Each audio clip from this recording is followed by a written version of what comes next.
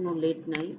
বিষয়টা হচ্ছে যে যারা দেরিতে জয়েন করতেছেন, পরে জয়েন করতেছেন, অ্যাকচুয়ালি আপনার ক্লাসটাকে কতটুকু মূল্যায়ন করতেছেন সেটা একটা বিষয়। আপনার খুব অ্যাটেনশন থাকতে হবে। আর অল্প বা যতটুকুই আমরা সীমিত সময়ের মধ্যে আপনাকে শিখাই না কেন, ভালো একটা এফোর্ট দেওয়ার চেষ্টা করব আপনাদেরকে। তো আসলে আপনি বেনিফিটেড হবেন তখনই যদি সবগুলো ক্লাস শুরু থেকে শেষ পর্যন্ত আপনি করেন। এবং কেউ কেউ এটাও করে যে বের হয়ে যাচ্ছেন আবার ঢুকছেন। হ্যাঁ, এটা নেটের সমস্যা বা ডিভাইসের সমস্যা অথবা সফটওয়্যারের সমস্যা, আপনি হয়তো আমাকে বলবেন, হ্যাঁ আমি সেটা মেনে নিব। কিন্তু অ্যাকচুয়ালি আপনি যদি ব্যক্তিগতভাবে নিজে থেকেই এই কাজটা করেন যে আপনি ঢুকতেছেন বের হচ্ছেন, হ্যাঁ মনে করতেছেন পারতেছি আমার লাগবে না, কিন্তু হয়তো আপনি বের হয়ে যাওয়া আর মানে আবার চলে আসা ফিরে আসার মধ্যে আপনার কোনো দরকারি টপিকসে চলে যাবে। তো এগুলো আপনার মাথায় রাখতে হবে যে না আমি খুব অ্যাক্টিভ থাকি। আচ্ছা, খুব সিম্পল কথা, আমরা ওয়ার্ডে কি দেখেছি যে আমরা কোনো কিছু যখন লেখালেখি করার প্রয়োজন হবে, কোনো কিছু ডিটেলস লেখার প্রয়োজন হবে, তখন আমরা ওয়ার্ডে লিখতেছি। হ্যাঁ, লিখার পরে একটা সময় দেখা গেছে যে আমার ক্যালকুলেশন করার প্রয়োজন হচ্ছে, অর্থাৎ যোগ বিয়োগ গুণ ভাগ, অর্থাৎ আমার হিসাব কিতাবের বিষয়টা চলে আসতেছে। তখন আমি কিন্তু আর ওয়ার্ডে থাকতে পারবো না, কারণ ওয়ার্ডে থেকে আমি খুব বেশি, হ্যাঁ ওয়ার্ডে কিছু ফিচার আছে টেবিলে আপনি চাইলে ক্যালকুলেশন করতে পারবেন। হ্যাঁ, সেটা খুব অ্যাডভান্স, কিন্তু হ্যাঁ আমাদের এই কোর্সের আউটলাইনে নাই। কিন্তু আপনার এক্সেলের মধ্যে আপনি সেগুলো করতে পারবেন। কেউ চাইলে ওয়ার্ডে করতে পারবে, কিন্তু ওয়ার্ডের সেটা অ্যাডভান্স টপিক। কিন্তু আপনি এক্সেলে আমরা অনুভব করছি যে আমাদের এখন ক্যালকুলেশন করা দরকার, আমরা এক্সেলে চলে আসছি। আচ্ছা, এক্সেল আমরা কেন করব? এই যে আমি একটা ফাইল নিয়েছি, হ্যাঁ এইটা হচ্ছে একটা ওয়ার্ক বুক। বুক মানে হচ্ছে যে আপনি খুব নর্মাল ভাবে চিন্তা করেন, আপনি ব্যাংকে গেলে দেখেন যে অনেকগুলো লেজার বই আছে, রেজিস্ট্রেশন বুক আছে, কিন্তু প্রত্যেকটা বইয়ের ভিতরে অসংখ্য পাতা আছে, তাই না? অসংখ্য পেজ আছে। অর্থাৎ বই হবে আমার একটা, বইয়ের ভিতরে পেজ হবে আমার অসংখ্য, একাধিক। অর্থাৎ একের থেকে বেশি আপনার পেজ থাকে সেই বইগুলোতে। ঠিক তেমনি ভাবে আমরা যে এই যে এক্সেল করি, হ্যাঁ স্প্রেডশিট করি, আপনারা যদি কেউ অ্যাপল পিসি ইউজ করে থাকেন সেখানে স্প্রেডশিট বলে। তো স্প্রেডশিট আর এক্সেল দুটো সেম, দুইটা সেম বিষয়, অর্থাৎ হিসাব কিতাবের কাজ করে। কেউ যদি আপনাকে জিজ্ঞেস করে ভাই আপনি এক্সেল পারেন, আপনি বলবেন হ্যাঁ আমি পারি। কেউ আপনাকে বললো ভাই আপনি স্প্রেডশিটের কাজ জানেন, এখন আপনি বোকা হয়ে গেছেন, না আপনি বলবেন যে হ্যাঁ আমি স্প্রেডশিটের কাজ জানি। তাহলে মূলত বিষয়টা হচ্ছে যে স্প্রেডশিটটাই হচ্ছে আপনার হিসাব কিতাবের জন্য ব্যবহৃত হচ্ছে। তো এটা অ্যাপেলের ফিচারে তারা স্প্রেডশিট বলতেছে, আর আমরা যারা মাইক্রোসফট অফিসের ফিচারে আছে আমরা তাকে বলতেছি এক্সেল। দুইটাই একই কাজ, সেম কন্ডিশন, কোনো ডিফারেন্স নাই। তো যেটা আমি বলতেছিলাম যে আমার এই এক্সেলটা হচ্ছে একটা বই, আর এর অধীনে আমার কি আছে, শীট আছে। যারা 10 ইউজ করবেন, 7 অথবা 10, তারা দেখবেন এখানে ডিফল্ট ভাবে, অর্থাৎ আপনি চান বা না চান সেখানে 3টা শীট দেওয়া আছে। কয়টা শীট দেওয়া আছে? 3টা। তো 16 এসে সেটা আপডেট হয়ে কি বলছে যে এখানে সে যত খুশি তত আপনি নিউ শীট নিতে পারবেন, এবং সে এটার ফিচার এখানে রাখছে, আপনি একটা করে প্লাস দিবেন, একটা করে শীট আপনাকে সে নতুন করে দিবে। যেমন ওয়ার্ডের ক্ষেত্রে আমরা দেখছি যে আমি যদি ওয়ার্ডে একটা ডকুমেন্ট নেই, প্রথমে সে কি করবে, একটা পেজ দিবে, এরপর আমার যত খুশি তত এন্টার দিয়ে আমি পেজ নিয়ে নিতে পারবো। দেখেন এখানে আমার পেজ সংখ্যা আসছে কি 4টা, এখন আমি 4 নম্বর পেজে আছি। ঠিক এক্সেলে যদি আমার এরকম শীটের প্রয়োজন, যে আমার 4-5টা শীটের প্রয়োজন, তাহলে আমি এখান থেকে 4-5টা শীট নিয়ে নিতে পারবো। এখন যারা ল্যাপটপ অথবা ডেস্কটপে আছেন তারা একটু 5টা করে শীট নেন, দেখেন আপনি শীট নিতে পারেন কিনা, আপনি এনশিওর করেন যে আমি শীট নিতে পারি। এখানে প্লাস দিলে শীট চলে আসবে, এবং হাতের কাছে কলম থাকলে টুকে নিতে পারেন। যদি আপনি শিফট চেপে ধরে F11 দেন তাহলে একটা করে দেখেন শীট দিচ্ছে, আমাকে আমাকে 6 নাম্বার শীট দিচ্ছে, খেয়াল করেন। যখনই আমি শিফট 11 অর্থাৎ শিফট চেপে এফ শর্টকাট কি F11 চাপ দিচ্ছি, তখন সে আমাকে নতুন এই যে 7 আরেকটা শীট সে দিয়েছে। অর্থাৎ আমি এটা হচ্ছে নতুন একটা শীট নেওয়ার জন্য শর্টকাট, সেটা হচ্ছে শিফট প্লাস F11, অথবা আমি দরকার নেই শর্টকাট, আপনি এখানেই চাপেন, আপনি আপনার মতো করে একাধিক শীট নিতে পারেন। তাহলে সবাই আপনার 5টা শীট নিতে পারলেন কিনা আমাকে হাত তুলে জানান। এখন আমার অনেকগুলো শীট হয়ে গেছে, আমি এতগুলো শীট রাখতে চাই না। তাহলে আমি কি করব, তার উপরে ধরবো। আমি 9 নম্বর শীটটা রাখবো না, রাইট ক্লিক করে এখান থেকে আমি কি করব, ডিলিট করে দিব। আমার এটাও দরকার নেই, আমার এতগুলো শীট দরকার নেই। তাহলে আপনি ডিলিট করেন, আপনি ডিলিট করাটাও শিখে ফেলেন যে আমি ডিলিট করতে পারলাম, আমার এই শীটগুলো আপাতত দরকার নেই। তাহলে আমি যদি একাধিক শীট নিয়ে ফেলি বা অপ্রয়োজনীয় শীট আমার এখানে ওয়ার্কবুকে থাকে, তাহলে আমি সেটা ডিলিট করে ফেলবো। তাহলে ডিলিটের কাজটা সবাই করে ফেলেন। তাহলে কিন্তু আপনি বুঝতে পারলেন যে যে শীট বুক নিলাম, আমি ফাইল সেভ করলাম, বই ছিল একটা, এখন বইয়ের ভিতরে আমার পাতা হচ্ছে অসংখ্য। বইয়ের ভিতরে কত কত বইয়ের ভিতরে আমার পাতা অসংখ্য, অর্থাৎ আমার যত প্রয়োজন হবে আমি এখানে প্লাসে ক্লিক করব, সে নতুন নতুন করে একটা করে আমাকে শীট দিবে। তাহলে ওয়ার্কবুক হওয়ার জন্য যে মেন বৈশিষ্ট্য সেটা হচ্ছে, ওয়ার্কবুক হতে হলে একটা বই আর তার ভিতরে একাধিক পেজ থাকতে হবে, অর্থাৎ আপনার শীটের অনেকগুলো শীট থাকবে। এটা হচ্ছে বিষয়। এখন আমি আমার প্রথম শীটে চলে আসি এবং এটাকে রাইট ক্লিক করে এই শীটের একটা নাম দেই, রিনেম করব। আমি শীটকে রিনেম করব। এটা আমার হয়তো বিজনেস বিজনেসের জন্য শীট করা, প্রতি বছর আমি একটা করে শীট করি। তো আমি এটার নাম দিয়ে দিলাম 2010 সালের একটা শীট। ঠিক এখানে আমি একটা রিনেম করলাম, এটা হচ্ছে আমার 2011 সালের শীট। এখানে আমি আবার রিনেম করলাম, এখানে আমি নাম দিলাম 2011 সালের, সরি 12 সালের শীট। ইভেন আমি একটা শীটে কি করে রাখি, স্যালারি শীট করে রাখি, স্যালারি, হ্যাঁ স্যালারির হিসাব রাখি, সবার স্যালারির হিসাব রাখি একটা শীটে। তাহলে এখানে আমার অসংখ্য শীট আমি নিতে পারবো এবং সেগুলোকে কি করতে পারবো, রিনেম করে করে আমি সেগুলোকে চিহ্নিত করে রাখতে পারবো। আচ্ছা, তাহলে আমি রিনেমও করতে পারলাম, আমার এটার দরকার নেই, আমি আবার কি করব, এটাকে ডিলিট করে দেব।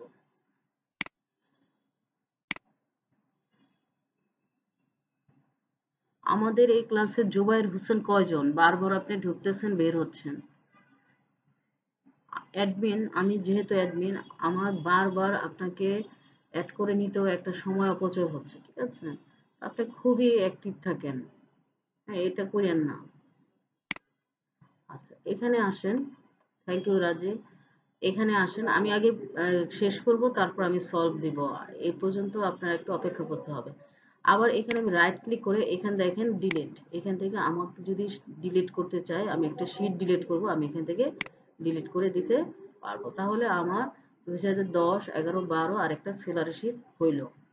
এখন আমি 2010-এর শীটে কাজ করব, কিন্তু আমি এই শীটটাকে মেনশন করে রাখতে পারি। কিভাবে করতে পারি, টপ কালার, আমি এখানে তাকে একটা কালার দিতে পারি, এটা আমি হাইলাইট করে রাখতে পারি।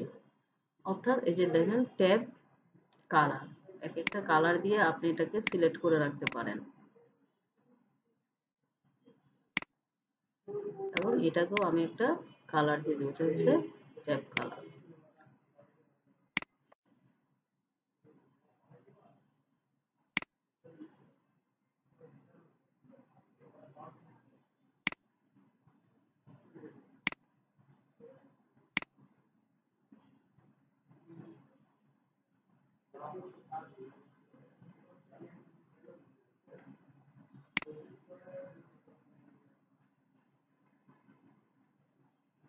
আচ্ছা এখানে তাহলে আমরা কি করতে পারলাম, শীট নিতে পারলাম, অপ্রয়োজনীয় শীট আমি ডিলিট করতে পারলাম। ইভেন কি আমি আমার শীটগুলোকে হাইলাইট করে রাখছি, যে আমার কোনটা লাগবে না লাগবে সেটা আমি কালারটা দেখি, ট্যাব কালারটা আর একটু ডিপ কালার, এখানে মোর কালার আছে, এখান থেকে আমরা মোর কালার দিয়ে দিতে পারি, আরো ডিপ করে দিতে পারি। দেন আমি যেটাতেই যাব সেটা হাইলাইট হয়ে যাবে। এবার চলে আসি, একটা শীটে কি থাকতে পারে, আমরা এতক্ষণ পড়ছি যে একটা ওয়ার্কবুকে কি থাকতে পারে, ওয়ার্কবুকে একাধিক শীট থাকবে এবং সেই শীটগুলোকে আমরা রিনেম করব এবং সেই শীটগুলোকে কে আমরা হাইলাইট করেও রাখতে পারি, অর্থাৎ আমার কোনো কিছুকে আমি কালার দিয়েও চিহ্নিত করে রাখতে পারি, যে আমি যদি ভুলে যাই তাহলে কালারটা দিয়েও আমার মনে আসতে পারে, এটাও একটা ফ্যাক্টর। তারপরে এখানে আসা আমরা কি করব, শীট। এখন শীটের জন্য এখানে আমরা আগেই পড়ছিলাম ওয়ার্ডে, যে দেখেন ওয়ার্ডে আমরা পড়েছিলাম একটা টেবিল হওয়ার জন্য আপনার কি লাগবে, একাধিক কলাম লাগবে, এক অথবা একাধিক কলাম লাগবে। তাহলে এটা হচ্ছে কলাম, একটা কলাম, দুইটা কলাম, আর এরকম তিনটা কলাম, এই তো। এখন একটা দুইটা তিনটা কলাম, আর এগুলো হচ্ছে আমার রো। যারা রো এবং কলাম বুঝতে পারে নাই তাদেরকে আমি সেটা ক্লিয়ার করতেছি। ঠিক, আমি যদি এখানে আবার একটা টেবিল নেই, ইনসার্ট, এই যে দেখেন এটা হচ্ছে কলাম, একটা কলামে আছে সে, একটা কলাম, রো হচ্ছে 8টা, একটা কলাম রো আছে, এটা হচ্ছে দুইটা কলাম, রো হচ্ছে 8টা, এরকম। তাহলে এভাবে হচ্ছে এ কলাম, আর এটা হচ্ছে বি কলাম, তাহলে বুঝলাম যে এটা হচ্ছে কলাম। ঠিক, এইখান টেবিলে আসেন, তাহলে এই যে এ, এটা হচ্ছে এ কলাম, এটা হচ্ছে বি কলাম, এটা হচ্ছে সি কলাম, এটা হচ্ছে ডি কলাম। এবং এই কলামগুলোর এখানে আপনি যখন চাপ দিয়ে ধরবেন মাউস, এগুলো দিয়ে আপনি ওয়াইড বাড়াইতে পারবেন, আবার এটা দিয়ে ওয়াইড আপনি কমাতে পারবেন। তাহলে আমি এখান থেকে বাড়াতে কমাতে পারবো, আমি আমার ওয়াইড বাড়িয়ে দিব। হ্যাঁ, আর এই পাশে হচ্ছে রো, এটা হচ্ছে 1 number rho, 2 number rho, 3 number rho, 4 না, এরকম রো। এখন আমরা আরেকটু বুঝি, রো যে হেডার টাইটেল দেখছেন কি, A B C D E F, অর্থাৎ আমরা যেটা বুঝতে পারতেছি যে কলামের যে হেডার থাকবে, টাইটেল থাকবে, সেটা সব সময় অ্যালফাবেটিক, অর্থাৎ অক্ষর এ বি সি ডি এরকম থাকবে। কিন্তু আমার রো এর হেডার দেখেন, এটা 1 number rho, 2 number rho, 3 number rho, 4 number. এই যে রো এই পাশ থেকে লেফট থেকে রাইটে চলে গেছে, এটার হেডার হচ্ছে এই 4, এই 4 হচ্ছে তার এটা। এবং রো এর হেডার সবসময় হবে নিউমেরিক ভ্যালু, আর কলামের হেডার হবে সবসময় টেক্সট ভ্যালু। অর্থাৎ কতগুলো টেবিল হওয়ার জন্য, আমরা ওই দিন সংজ্ঞা বলেছিলাম আপনাদেরকে, কতগুলো কলাম হওয়ার জন্য, টেবিল হওয়ার জন্য কতগুলো কলাম লাগবে, রো লাগবে। এবং আমি যখন এইভাবে তার একটা টেবিল তৈরি করব, আমরা এখনই তৈরি করব, তখন এই ছোট ছোট যে ছকগুলো দেখতে পাচ্ছেন, এগুলো হচ্ছে ছক বা সেল। অর্থাৎ একটা টেবিল হওয়ার জন্য সেই টেবিলের বৈশিষ্ট্য কি থাকতে হবে, একাধিক রো অথবা কলাম থাকবে, আর সাথে কি থাকবে, তুমি কি আমার ঝাল কিছু খাওয়াবা না? ও আচ্ছা, পরে গেলে দেখ। 6টা। আমি তো সকাল থেকে মিষ্টি জিনিস খাইতে খাইতে বোরিং হয়ে গেছি। আচ্ছা, ঠিক আছে।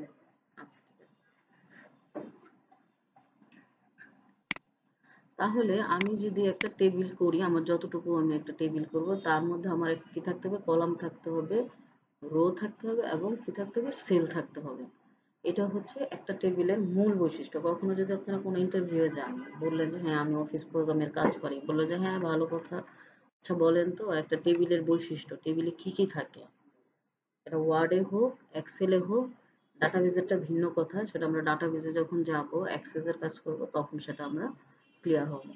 তখন আপনি অবশ্যই বলতে পারতে হবে একটা টেবিল হওয়ার জন্য তার একাধিক কলাম লাগবে, একাধিক রো লাগবে, এবং সেখানে কিছু সেলও থাকবে।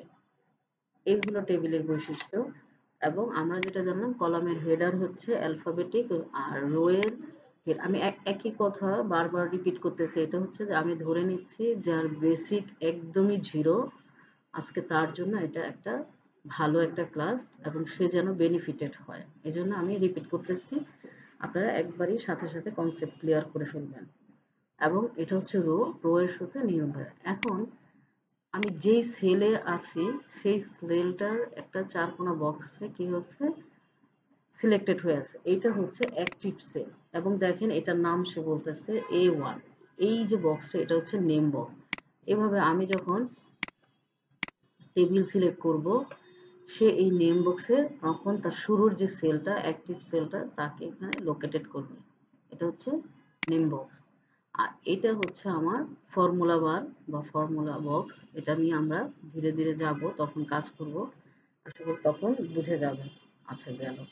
এখানে আরেকটু আসি শীটের ব্যাপারটা, এখানে যেটা আমরা বলতেছিলাম।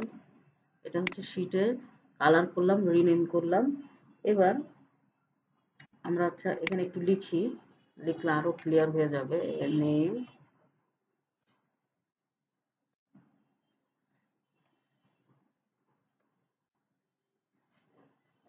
নেম, এ ডাবল ডি।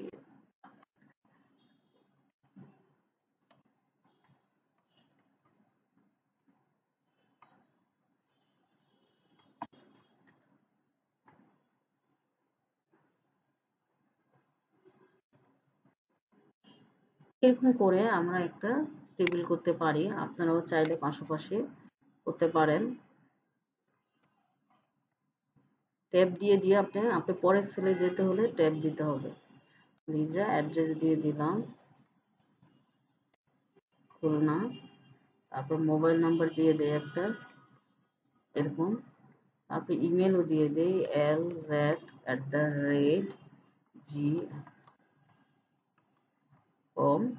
এবং তার স্যালারিও আমি দিয়ে দিচ্ছি, এবং 10,000।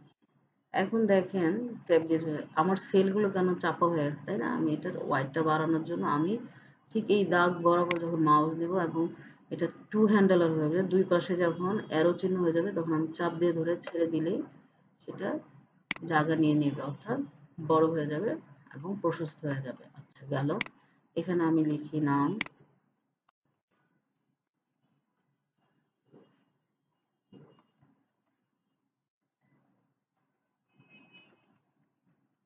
আচ্ছা এগুলো থাক, আমরা ধীরে ধীরে এগিয়ে যাব।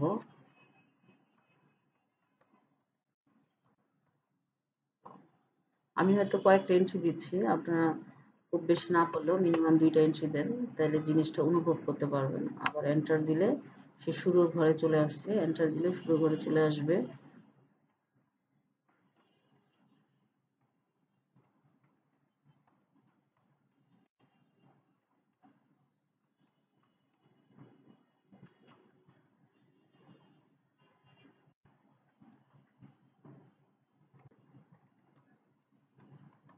কিছু অ্যাড্রেস লিখে ফেললাম, ট্যাব। এন্টার দিলে সে শুরুর ঘরে চলে আসবে। এগুলি হলো এক্সেলের বিষয়। তারপর এখানে দেই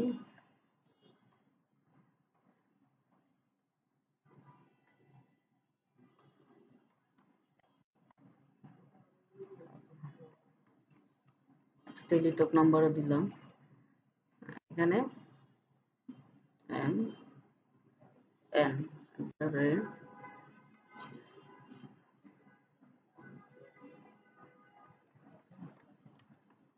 কম, এন্টার।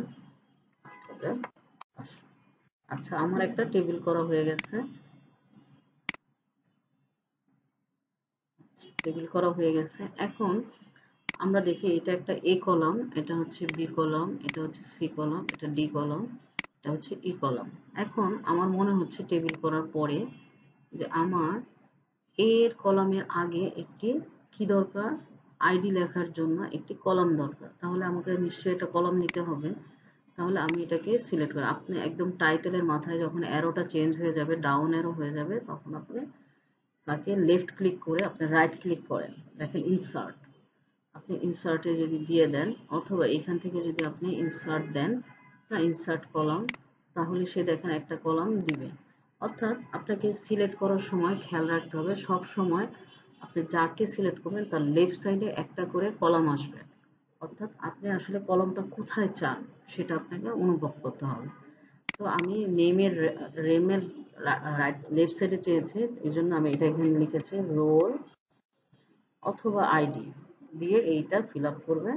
এখন রোল লিখলো 101, ID 102, sorry, enter 102, enter 103, enter 104। ভাবে আমরা নতুন একটা কলাম নিলাম। ঠিক এইখানেও আমার মনে হচ্ছে যে তার পার্মানেন্ট অ্যাড্রেসের জন্য আমার একটা কলাম দরকার। তাহলে ইনসার্ট করলে এটা কোন দিকে যাবে? একজন বলেন এটা কোন দিকে যাবে? লেফটে আসবে না রাইটে আসবে কলামটা? হুম, তাহলে আপনার যদি এমসিকিউ আসে তাহলে আপনি দাগাবেন লেফট সাইডে। চলে আসলো। এখন নেওয়ার পরে আমার মনে হচ্ছে এই কলামটা আমি প্রয়োজন নেই, আমি এটাকে ডিলিট করে দেব। ঠিক আছে? এখন দেখেন ডিলিট করলে কি হবে? ডিলিট করলে যেটা হবে, ই কলামটা এই যে এখানে আপনার টাইটেল আছে, কলামের টাইটেল কোনোদিনই ডিলিট হয় না। অর্থাৎ এই ই কলামটা অটোমেটিকই কনভার্ট হয়ে ডি হয়ে যাবে। এটাই আমি আপনাদের দেখাতে চাচ্ছি। তো দেখেন আমি এটাকে ডিলিট করে দিলাম। অটোমেটিকই আমার যেটা কি ই কলামে ছিল সেটা ডি কলামে চলে আসছে। এটা হলো এক্সেলের বৈশিষ্ট্য। অর্থাৎ কোনো কারণে আমি একটা কলাম যদি ডিলিট করে দেই, যে আমি বি কলামকে ডিলিট করে দিব, সে আর আসবে না। তার মানে এরপরে সি হবে না, এটা সম্ভব না। এটা সম্ভব না। আপনি বড় জোর হাইড করে রাখতে পারেন, হাইড। তাহলে হাইড করলে এখানে চিহ্ন থাকবে, আপনি এখানে এসে কি করবেন? আনহাইড। দেখেন সেটা আনহাইড হয়ে যাবে। কিন্তু আমি এটা ডিলিট যদি করেও দেই, যদি ডিলিটও করে দেই, তাহলে সি কলাম কি করবে? ডি কলামে এসে বসে যাবে। ধরেন আমি মোবাইল নাম্বার এটা আমি ডিলিট করে দিব, এটা ছিল ডি কলামে, আর এটা খেয়াল করেন এটা ছিল ই কলামে। যদি আমি ডি কলাম ডিলিট করে দেই, তাহলে কি ডি কলামকে আর খুঁজে পাওয়া যাবে কি যাবে না? একজন বলেন।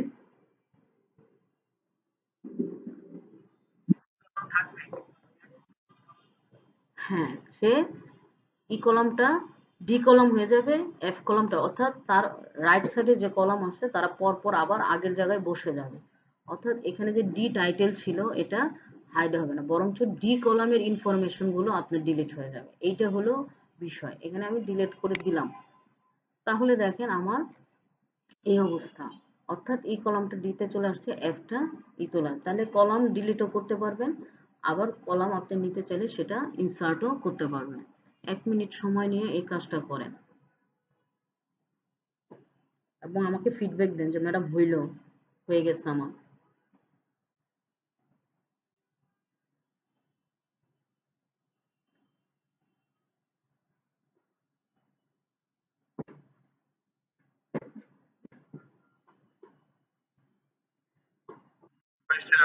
আচ্ছা, তাহলে আমরা এখানে কলাম হাইড করা শিখেছি তাই না? আমরা এখানে ইচ্ছে করলে এখান থেকে আমরা কি করতে পারি? শীটও হাইড করে দিতে পারি। আমি 12 নম্বর শীটটা হাইড করে দেবো। দেখেন সে হাইড হয়ে গেছে। তো আমি যদি কারো কাছে কোনো কিছু উপস্থাপন করতে যাই এবং আমি মনে করি এগুলো আমি তার কাছে উপস্থাপন করব না, তাহলে আমি এরকম করে হাইড করে রাখবো। হাইড মানে সে আছে, ডিলেট মানে সে পার্মানেন্ট ডিলেট হয়ে গেছে, তাকে আর ফিরে পাওয়া যাবে না। হ্যাঁ, সেটা বলতে পারেন, সেটা দেখাচ্ছে এখানে। আমি সিলেক্ট করে আনহাইড দিলেই যে চলে আসবে যে এখানে দুইজনকে আনহাইড করা আছে, হাইড করা আছে। এখন আপনি কাকে চান? আমি 12কে চাচ্ছি আগে, ওকে ডান। আবার বলতেছে যে আনহাইড করবো, কাকে চাচ্ছেন? সে সাজেশন যে আমি 11কেই চাই, তাহলে সেটা কিন্তু চলে আসছে। আপনি এটা করতে পারেন। আমি হাইড করে দিলাম 11, 12 সব হাইড করে রাখছি। কোনো কারণে এরকম আছে যে দুর্নীতি দমন ওরা বলতেছে আপনাদের সব নিয়ে আসেন, এক্সেলের বুক টুক যা আছে হিসাব কিতাব আছে নিয়ে আসেন।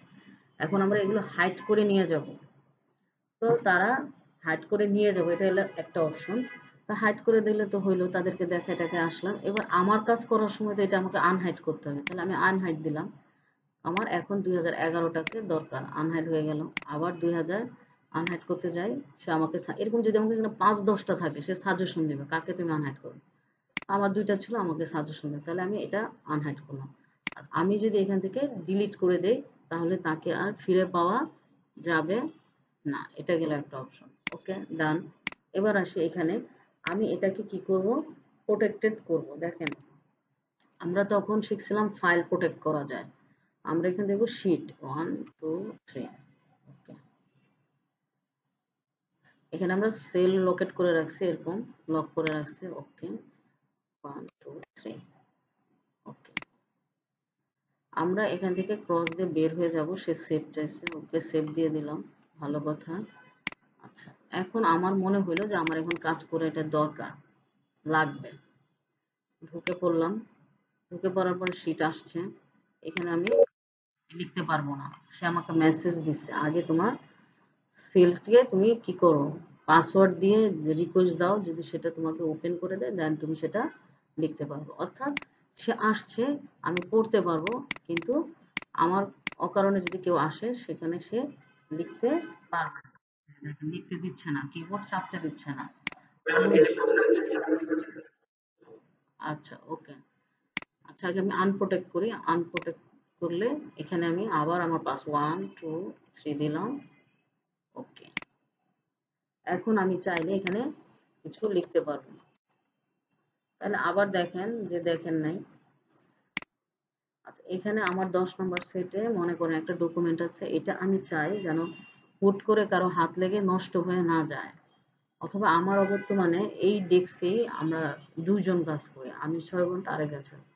এখন সে যদি কোনো কারণে আসে, আমার কালকে একটা প্রেজেন্টেশন আছে, সেটা অফিস মিটিংয়ে সেটা নষ্ট করে ফেলে, আমি সেটা চাচ্ছি না।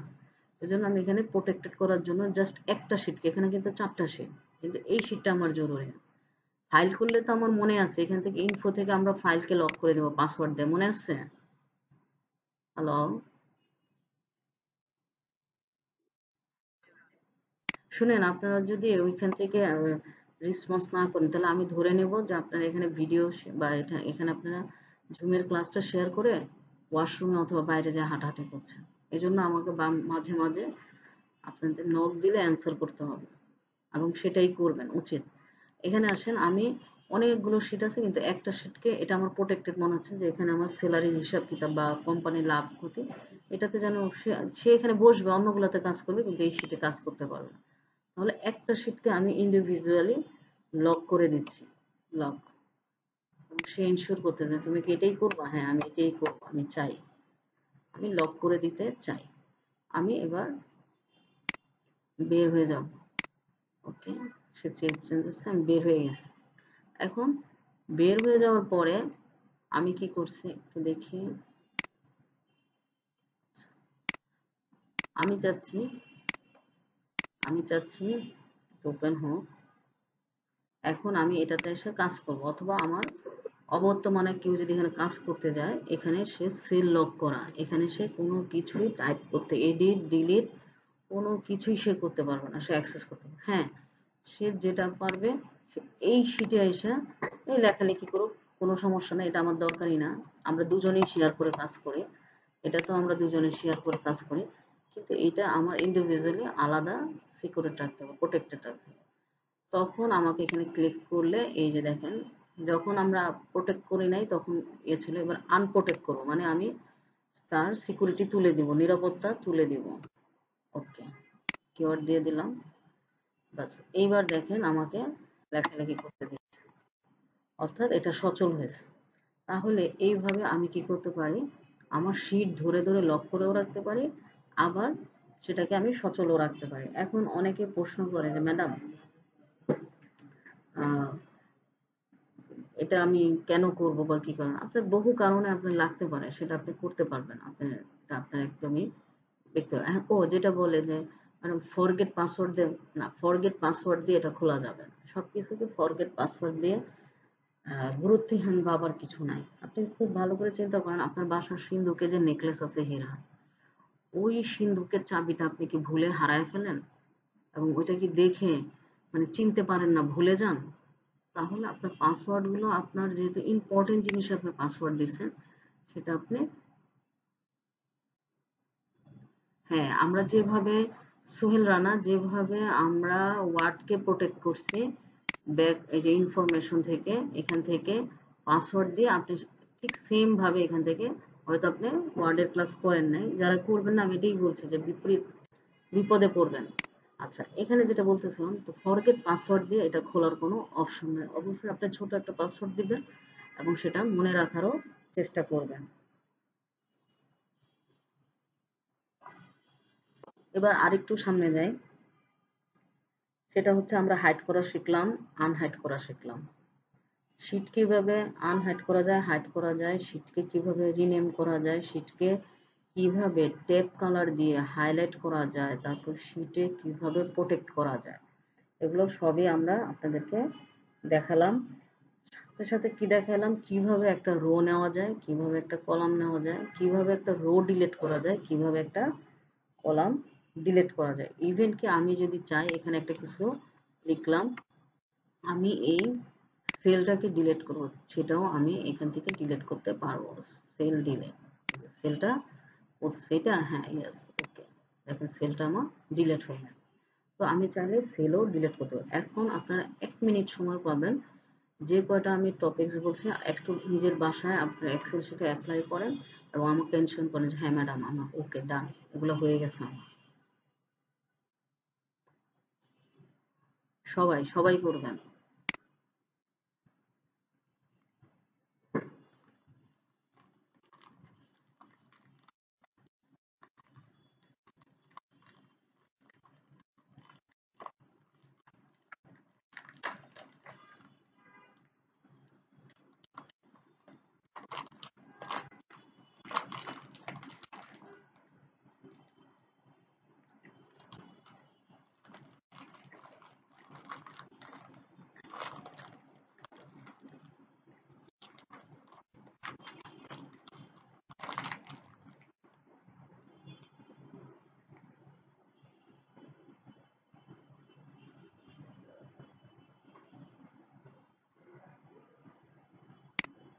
তাদের কারো হয়ে গেছে? একটু দেখেন, সবাই দেখেন।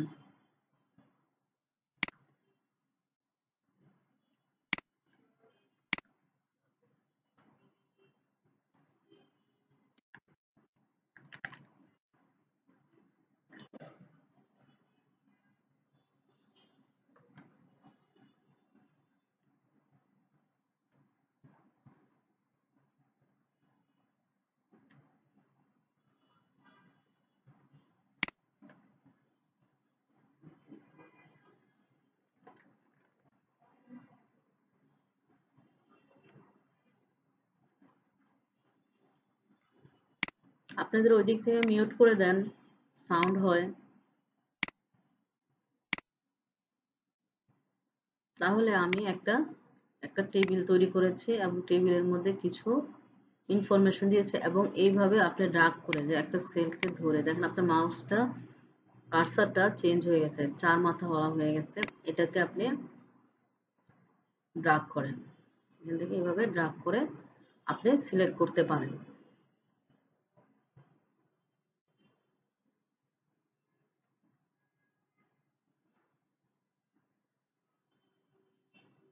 সবার হয়ে গেছে কিনা একটু ট্রাই করেন, বলতে হবে। আচ্ছা, ওকে। এখন আরেকটা ব্যাপার বলি আপনাদেরকে, আরেকটা ইনফরমেশন দিই। সেটা হচ্ছে,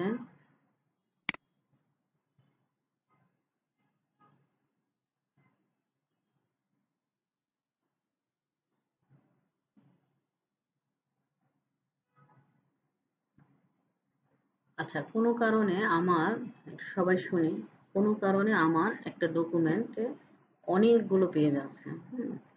ঠিক লেজার বুকের মতো আমরা চিন্তা করব যে এখানে আমি হিসাব কিতাব করি, জানুয়ারি মাসের জন্য একটা পেজ, ফেব্রুয়ারি মাসের জন্য একটা শীট, মার্চ মাসে, এভাবে বছরে আমার কয়টা শীট লাগবে, 12টা শীট। এরকম একটা বই যদি আমি 4-5 বছর চালাই তাহলে নিশ্চয়ই আমার সেখানে অনেকগুলো পেজ লাগবে, প্রায় 50টা থেকে 100টা পেজ লাগবে। এরকম ভাবে বইটা আমার অনেক দিনের হিসাব কিতাবকে সংরক্ষণ করবে। ভালো কথা। এখন এখানে দেখেন আমাদের 10, আমি এটাকে এই পাশে নিয়ে আসি, চাপ দিয়ে ছেড়ে দিলে সেটা চলে আসবে। আচ্ছা, এখানে দেখেন চলে আসছে। এই আমাদেরকে কোনো কারণে হয়তো দুর্নীতি দমন থেকে বললো কি আপনারা 2010 সালের ফাইলটা নিয়ে আসেন। এখন যেহেতু আমার এটা বই, আমরা 11 অথবা 12তে কোনো ঘাপলা করছি, যেটা তাদের কাছে পড়ে গেলে সমস্যা হবে। ইভেন কি আপনার বস আপনাকে বলতেছে যে তুমি ওই যে এক্সেলের ইয়াটা আছে ওইখান থেকে এত এত সালের ইয়াগুলো আমাকে দেখাও, কিন্তু আপনি জানেন সেখানে আপনি কোনো না কোনো ঘাপলা করছেন, কোনো সমস্যা করছেন। সবগুলো শিট ওনার সামনে দেওয়া যাবে না। তাহলে আপনি যেটা করবেন সেটা হলো যে আমি যেহেতু আমার কাছে 2010 সালের শীট চাইছে, আমি এখানে রাইট ক্লিক করব, করে কি করব, মুভ অর কপি এই অপশনটায় চলে যাব। চলে যায় আমি যেটা করব, এখান থেকে কি করব, নিউ বুক নিব। নিউ বুক নিয়ে লিখব ক্রিয়েট এ কপি, দেন ওকে। অর্থাৎ দেখেন এখানে আমার আরেকটা 2000 সনের এই 10 শীটটা অন্য একটা বুকে, মানে বুকের মধ্যে ঢুকে গেছে, এবং সে নতুন একটা বুকে ঢুকে সেটা আমার সামনে উপস্থাপন। এটা হচ্ছে আমার পুরাতন শীট, তাই না, ক্লাস নাম্বার 1। আর এইটা হচ্ছে আমার, যেহেতু আমি ওনাকে অন্য শীটগুলো দেখাবো না, তাই আমি এটাকে কপি করে মুভ করে অন্য একটা শীটের মধ্যে নিয়ে গেছি, এবং সেটাকে নিয়ে গিয়ে আমি কি করব, সেটাকে সেভ এস করব অথবা সেভ করব। সেভ এস করব আমি, আমার ইচ্ছা আমি সেভ এস করব। এখন সেভ এস করব কিভাবে করব, আমি এক্সেলেও করতে পারি, অথবা আমি তাকে একটা পিডিএফ কপি দিতে পারি, কি জন্য সে প্রিন্ট করবে, দেখবে। তাহলে আমি এখানে একটা পিডিএফ কপিও করলাম, দেন ওকে সেভ। এখানে আমরা একটা নাম দিই, তাহলে হয়তো ভালো হবে। আমরা দিই সেন্ড, আমরা কাউকে পাঠাবো, সেন্ড ডট, ফাইলের নামও দিয়ে দিলাম। এখন দেখেন আমার এই বইটা আছে, আমার এটা ক্লাসের যেটা ছিল একদম পিওর শিটটা, রিয়েল শিটটা, আমি তার জন্য একটা ডুপ্লিকেট কপি তৈরি করেছি, এবং সেটাকে আমি সেভ করে রাখলাম। এখন আমি দেখতে চাই সেটা কোথায় আছে, আমি ডকুমেন্টে রাখছি এবং সেটার নাম দিছি, এই যে দেখেন সিন পিডিএফ, দেখি তো আসছে কিনা, এবং সেটা আমার ওপেন হয়েছে, পিডিএফ আকারে ওপেন হয়েছে। তাহলে আমার এই কপিটা এখন আমি চাইলে কাউকে সেন্ড করে দিতে পারি, এবং এখান থেকে কিন্তু সে আর আপনাকে ধরার উপায় নাই যে আপনার বুকে অনেকগুলো টেবিল ছিল, দেন সেখানে অনেকগুলো শীট ছিল, এবং এটসেট্রা এটসেট্রা। অর্থাৎ আপনার কাছে যতটুকু ডকুমেন্ট চাইছে একটা শীট ধরে আপনি তাকে পাঠিয়ে দিতে পারেন। এখন আপনারা এই কাজটা করেন যে আপনারা এইভাবে সেভ করতে পারলেন কিনা, যে এক শীট থেকে আরেক শীটে মুভ করে নিয়ে যাওয়া, করে আমাকে নক দেন যে হ্যাঁ ম্যাডাম আমি পারলাম।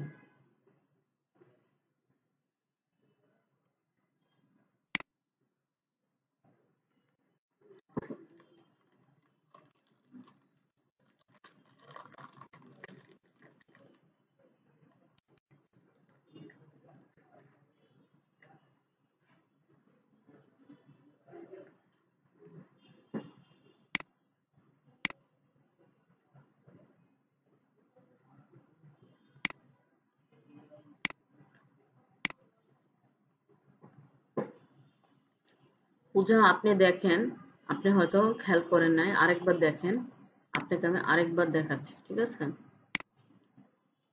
এবং যারা দেখেন নাই তারা এবার এই সুযোগে দেখে নেন। পূজার জন্য আমি আরেকবার করতেছি, পূজা সরকার আপনি দেখেন। পূজা সরকার আপনাকে আমি আপনার জন্য আরেকবার দেখাচ্ছি। তো আমি চাইবো যারা আশেপাশে আছেন, যারা দেখতে পান নাই, তার আগে দেখার কাজটা এনশিওর করেন যে হ্যাঁ আমি ম্যাডাম দেখলাম। হ্যাঁ আমি আরেকবার দেখাচ্ছি। সোহেল রানা অ্যাক্টিভ থাকেন। এখানে দেখেন আমাকে কোনো কারণে বলছে যে তুমি 2010 সনের ডকুমেন্ট গুলো নিয়ে আসো, কিন্তু এখানে তোমার বই, এখানে তো পেজ ছিঁড়ে নেওয়া যাবে না। কিন্তু তারপরেও কি হবে, ওনাকে আমার পুরো ডকুমেন্টও দেখানো যাবে না, এটা আমার এখানে কোনো গোপনীয়তা আছে। এখন আমি কি করব, এটাকে একটা নতুন কোনো ওয়ার্ড বুকে নিয়ে যাব। কিভাবে নিয়ে যাব, এখান থেকে আমি দিব, আগে দেখবেন, সবাই আগে দেখবেন, যখন আমি করতে বলবো তখন আপনি করবেন।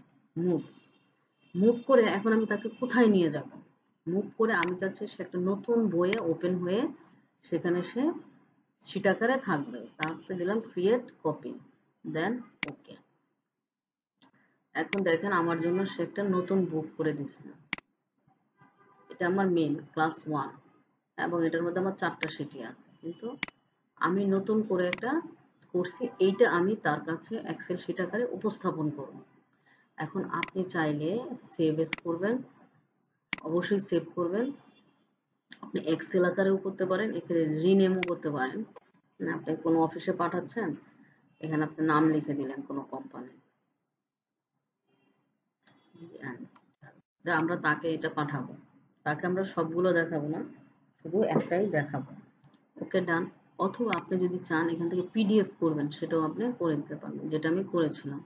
তো আপনি ওয়ার্কশিটেই রাখেন এবং এটাকে আমি কোথায় রাখবো, ডেস্কটপে রাখবো। ওকে ডান, সেভ। এখন দেখেন আমার এই নামে ফাইলটা সেভ হয়ে গেছে। ক্রস দিয়ে বের হয়ে যায়, ক্রস দিয়ে বের হয়ে যায়। এখন ডেস্কটপে এসে আমি দেখলাম যে হ্যাঁ, আমার ফাইলটা তৈরি হয়ে গেছে।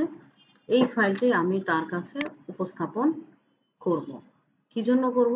এই ফাইলটা, মূল ফাইলটাতে আমার কয়টা শীট আছে, এরকম একাধিক 100টা শীট আছে।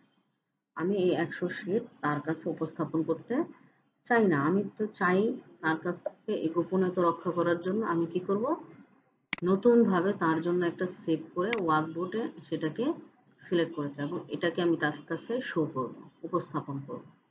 হ্যাঁ, এই কাজটা আপনারা করেন, করে আমাকে বলেন যে ম্যাডাম আমি পারলাম। ধীরে ধীরে ডিপে যাব।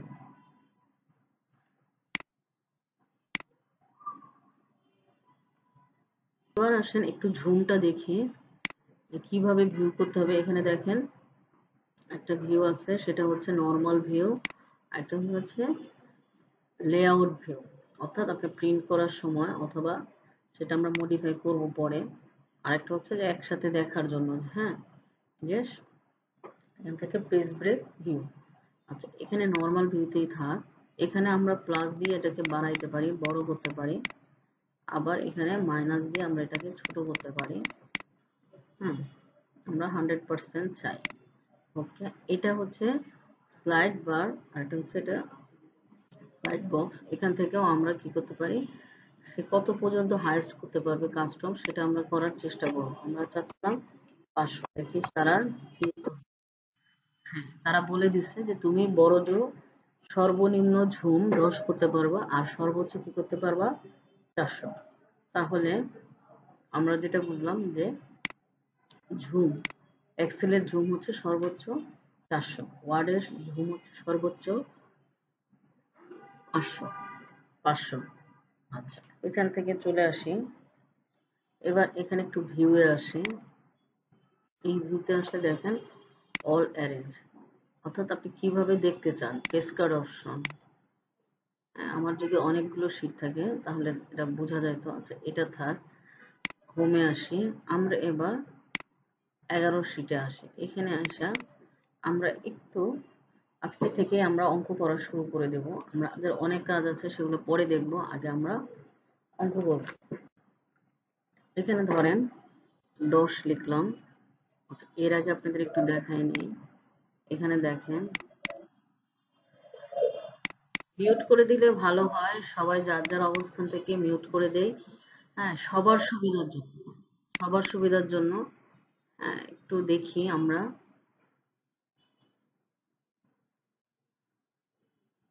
এখানে আমরা নরমালি আমরা ভাগ চিহ্ন লিখতে পারবো না। আমরা যে ভাগ চিহ্ন গণিতের ক্ষেত্রে লিখি, অঙ্ক করার সময় লিখি, সেটা হবে না। এখানে আমাদের এক্সেলের ক্ষেত্রে ডিভিশন হবে অবলিক চিহ্ন, অর্থাৎ এখানে ব্যাক স্পেস বলতে ব্যাক স্পেসও বলা যায়, অথবা আপনার এটাকে বলা যায় অবলিক।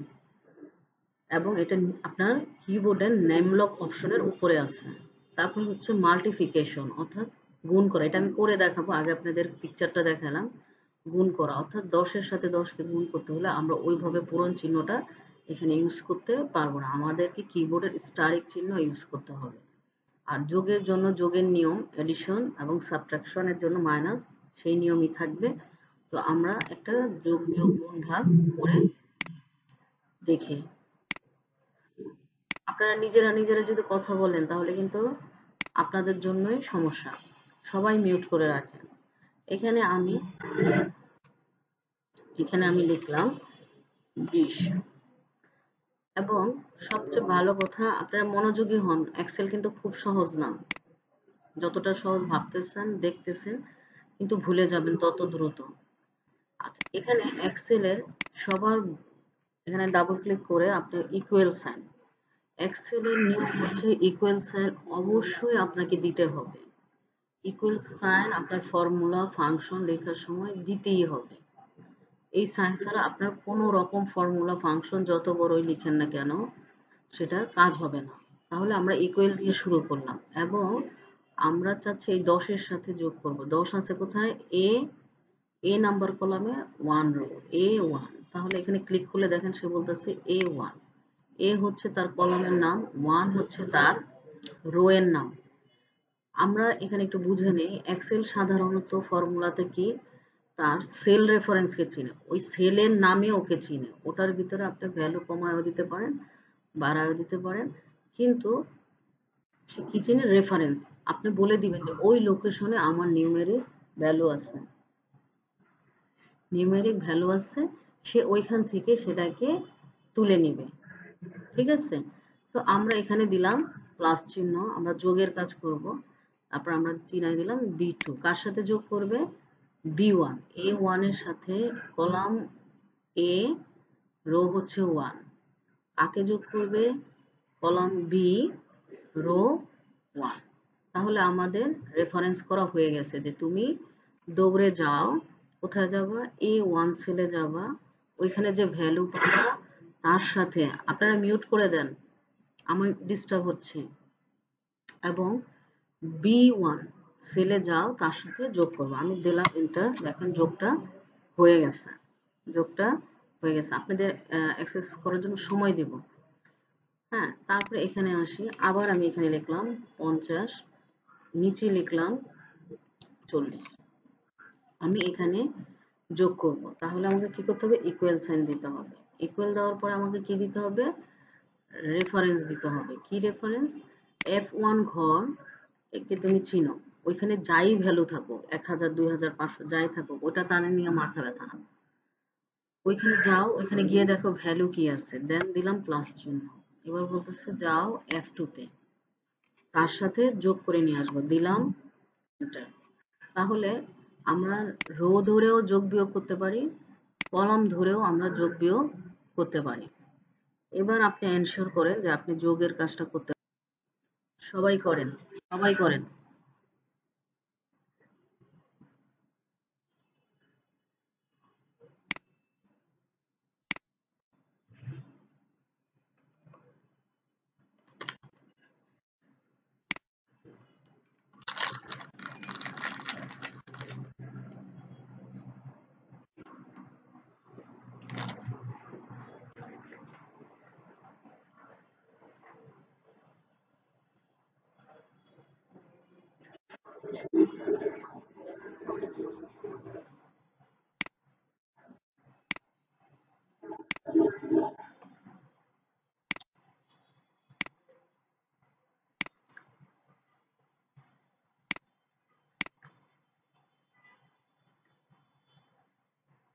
ঠিক আছে, আমরা 30 সেকেন্ড সময় নেই, সবারটা ডান করেন।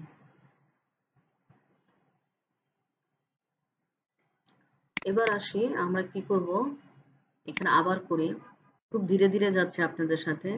25 লিখলাম, ট্যাব দিয়ে পরের সেলে চলে গেলাম, 15 লিখলাম, ট্যাব দিয়ে চলে গেলাম ইকুয়াল। এখন আমি চাচ্ছি বিয়োগের কাজটা করব। এখানে আমার 25 আছে, তাহলে আমি তাকে প্রথমে পাঠিয়ে দিছি। ও, ওকে, থ্যাংক ইউ। আমরা এখানে বিয়োগের কাজটা করব, ঠিক আছে? আমি তাকে প্রথমেই বলে দিছি যে তুমি এই কলামের রো 2 তে দেখো কি ভ্যালু আছে, যাই থাক ভ্যালু কি আছে সেটা তুমি দেখো। এখানে আমি বললাম যে এখানে মাইনাস করব আমরা, এবং কাকে মাইনাস করব? B2, কলাম বি আর রো হচ্ছে 2। B2 তে যাও এবং যাই ভ্যালু থাকুক এদের মধ্যে তুমি আমাকে বিয়োগ করে দেখাও, দিলাম এন্টার, বিয়োগ হয়েছে। এখন দেখেন, আমি যে বললাম ভ্যালু যাই হোক, এখানে আমরা ভ্যালু কেটে দেই, দিয়ে এখানে দিলাম 35, এন্টার। দেখেন এই ঘরের ভ্যালুটা চেঞ্জ হয়ে গেছে সাথে সাথে, খেয়াল করেন। আমরা আরেকবার করে দেখাচ্ছি, এখানে আমি ডিলিট করে এখানে দিলাম 45, সাথে সাথে সি কলামেরটা চেঞ্জ হয়ে যাবে। অর্থাৎ এখানে ভ্যালু আপনি বাড়ায় কমায় যাই করেন, কেটে দেন, সে সেটাকে যোগ বিয়োগ করে নিবে, কিন্তু তাকে শুধু রেফারেন্স দিচ্ছেন যে ওই সেলের ভিতরে, অর্থাৎ A2 সেল, কলাম এ, রো 2, এই নামে যে সেল আছে ওইটার ভিতরে যাই ভ্যালু থাকুক তুমি আমাকে বিয়োগ করে দাও। এবং এখানেও যদি আমি চেঞ্জ করে দেই, দেখেন এখানে চেঞ্জ করলে এই ঘরেরটা চেঞ্জ হয়ে যাবে। এখানে আমি 25 দিলাম, দেখেন এখানে চেঞ্জ হয়ে গেছে, বিয়োগফল 20।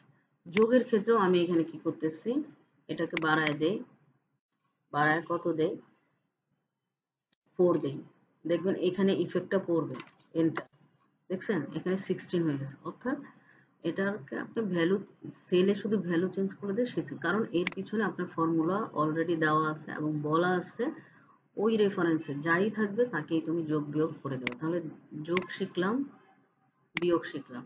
ঠিক রো থেকে যেরকম করা যায় উপর থেকে নিচ, এখানেও সেটা করা যাবে। এখানেও কি করলাম, 70 এখানে দিলাম ইকুয়াল, তাকে রেফারেন্স দিলাম G1, এর থেকে মাইনাস করবা কাকে, G2, ওকে, এন্টার। তাহলে সে কিন্তু মাইনাস করে দিয়েছে। তাহলে আমি রো ধরেও করতে পারবো, কলাম ধরেও করতে পারবো। ওকে, ডান। এবার আমি করলাম, এবার আমি করব গুণের কাজ। এখানে আমি লিখছি 4 আর এখানে লিখছি 5, এখন এখানে লিখলাম ইকুয়াল, আমি তাকে সেল ধরাই দেব 4, অর্থাৎ A3 কে ভ্যালু যা পাবা তাকে তুমি ধরে নিবা স্টারিক চিহ্ন অর্থাৎ মাল্টিপ্লিকেশন, এবং B3 এদের মধ্যে আমাকে গুণ করে দাও। দেখেন গুণ করে দিছে, 4 5 20। এখন এখানে যদি আমি ভ্যালু বাড়াই কমাই তাহলে সি করে ভ্যালু বাড়বে, বুঝা গেল? ঠিক আমি এভাবেও করতে পারবো, 25 ইন্টু 5। এখানে আমি দিলাম কি ইকুয়াল, তাকে চিহ্ন দিলাম H1 মাল্টিপ্লিকেশন H2, এদের মধ্যে তুমি গুণ করবা এবং এখানে আমি চেঞ্জ করলে সেটা চেঞ্জ হয়ে যাবে, চেঞ্জ করেও দিলাম এন্টার, দেখেন সাথে সাথে ভ্যালু চেঞ্জ। কোনো কারণে কেন প্রোটেক্টেড করতে হবে, কোনো কারণে কারো হাত লেগে কোনো সেল থেকে যদি একটা ভ্যালু মিসিং হয়, তাহলে দেখেন এটা 200 হয়েছে তাই না, আমি 5টা ডিলিট করে দেই, দেখেন ভ্যালু চেঞ্জ হয়ে গেছে, অর্থাৎ 200 টাকার জিনিস আপনার 16 টাকা হয়ে গেছে। তো এই জিনিসটা আপনার মাথায় রাখতে হবে যে আপনার মাঝে মাঝে শীট প্রোটেক্টেড করা দরকার, যেন কেউ হাত দিয়ে ডাটাকে নষ্ট করতে না পারে। এবার আসি, আমি লিখলাম 50, ট্যাব দিয়ে রাখলাম এখানে 10।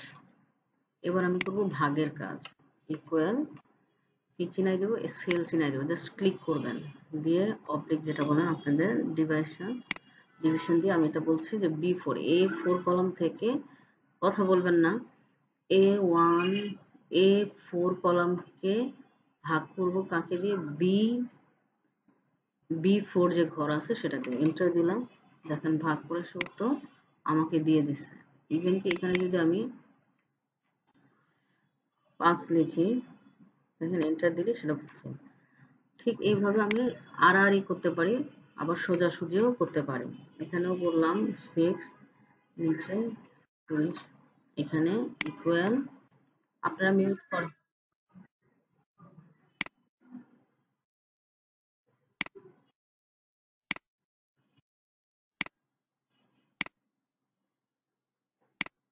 এখানে আসেন, তাহলে আমি তাকে সেল ধরাই দিব, ঠিক আছে, I1, এবং ডিভাইডেড করবো কাকে, 30 কে, সে একটা যেহেতু উপরের ভ্যালুটা ছোট কিন্তু সে ভাগ করে দিছে, ঠিক আছে। এখন এটাকে যদি আমি চেঞ্জ করে দেই, দেখেন ভ্যালু চেঞ্জ হয়েছে। তাহলে যোগ বিয়োগ ভাগ গুণ করা যায়। আপনাদের আমি 1 মিনিট সময় দিলাম, আপনি আপনার পিসিতে অ্যাপ্লাই করেন, করে আমাকে বলেন যে ম্যাডাম ডান, আমি পেরেছি। জাস্ট ডান লিখবেন, তাইলেই হবে।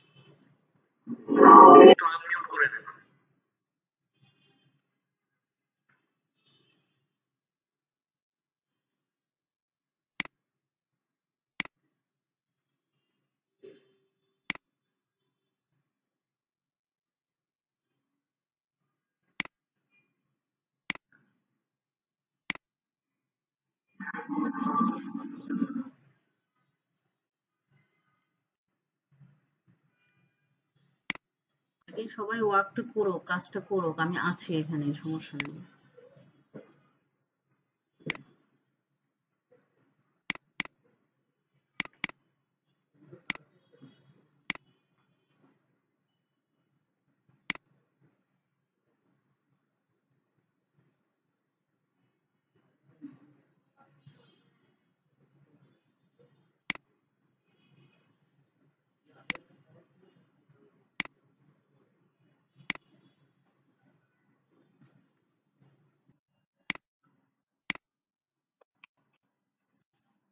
ঠিক আছে।